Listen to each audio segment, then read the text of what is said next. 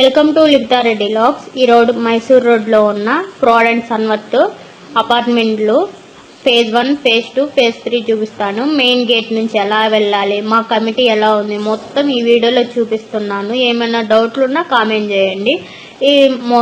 ఇది main gate నుండి main gate కొంచెం ముందుకు వెళ్తే అక్కడ చెకింగ్ అవి చేస్తుంటారు. ఇంకా ఇది స్ట్రైట్గా వెళ్తే ఫేజ్ 1 వస్తుంది. లేదా కొంతమంది ముసలి వాళ్ళు ఉంటారు కదా, వాళ్ళు ఇంకా వెహికల్స్ వస్తుంటాయి, రోడ్ దాటలేరు కదా, అలాంటి వాళ్ళ కోసం వాకింగ్ ట్రాక్ అంటారు. వాకింగ్ చేయొచ్చు. లేకపోతే ఇక్కడ నుంచి స్ట్రైట్గా వెళ్ళినా మనం రోడ్డు క్రాస్ చేయొచ్చు. అంటే క్లబ్ హౌస్ పక్కన స్టెప్స్ వస్తాయి, అక్కడ దిగి ఫేజ్ 1 కానీ ఫేజ్ 2, ఫేజ్ 3 వెళ్ళొచ్చు. లేదా మీ రోడ్డు క్రాస్ చేసి వెళ్ళాలన్నా కూడా వెళ్ళొచ్చు. ఫస్ట్ అయితే ఫేజ్ 3 ఉంటుంది. క్లబ్ హౌస్ బ్యాక్ సైడ్ ఏమో ఫేజ్ 1, క్లబ్ హౌస్ ముందు ఫేజ్ 2 వస్తుంది, ఫేజ్ 2 ముందు ఫేజ్ 3 వస్తుంది. ఇక్కడ మీకు ట్రాక్ కూడా అక్కడ వాకింగ్ చేస్తే కనపడుతుంటది కదా, ఆ ట్రాక్ మీద స్ట్రైట్గా వచ్చి ఇంకా స్టెప్స్ ఉంటాయి. ఈ వైట్గా కనపడేదే క్లబ్ హౌస్. మొత్తం బ్యాక్ సైడ్ అంతా ఫేజ్ 1 వస్తుంది. మీరు చూస్తే చెట్లు అయితే చాలా ఉన్నాయి. ఇది మొత్తం అపార్ట్మెంట్ 60 ఎకరాల్లో ఉంటుంది.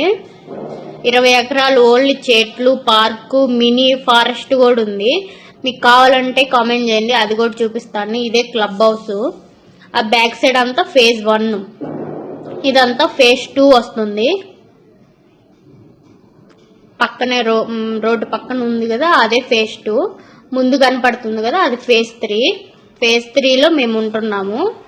ఫేజ్ 3 స్టార్ట్ అవుతుంది ఇక్కడ నుంచి. చెట్లు చుట్టూ చూడండి అంత పచ్చగా, చాలా బాగుంది. చెట్లు అయితే పల్లెటూరులో ఉన్నట్టే అనిపించింది నాకంటే. సిటీలో ఎక్కువ చెట్లు అవి కనిపించవు కదా, ఇక్కడైతే దాదాపుగా 7,000 చెట్లు ఉన్నాయంట. మీరు లెక్క పెట్టారని అడగద్దు, ఎందుకంటే అక్కడ మ్యాక్సిమం చెప్తారు కదా ఇన్ని చెట్లు ఉన్నాయి, అన్ని ఉన్నాయని. అలా చెప్తున్నాను నేను కూడా. ఇదైతే ఫేజ్ 3. ఫేజ్ 3కి ఇక్కడ కూడా మెయిన్ అంటే ముందు ఉంటుంది. అంటే మెయిన్ గేట్ నుంచి కొంచెం ముందే ఇక్కడ ఒక గేట్ ఉంటుంది. ఇక్కడ కూడా చెకింగ్ చేస్తారు. ఇక్కడ నుంచి కూడా రావచ్చు, వెహికల్స్ అయిపోవచ్చు. అంటే ఫేజ్ 3కి ఈజీగా ఉంటుంది. ఇంకా ఫేజ్ 3కి ముందు ఇంకా ఫేజ్ 4 ఏమో కడుతున్నారు, ఇంకా వర్క్ జరుగుతుంది. ఫేజ్ 3లో కూడా 2 years ఓల్డ్ బిల్డింగ్లు ఉన్నాయి, 6 months న్యూ బిల్డింగ్స్ ఉన్నాయి. మేమైతే ఇప్పుడు 6 months న్యూ బిల్డింగ్లో ఉంటున్నాము. ఈ ఎండ పార్కింగ్ అవన్నీ.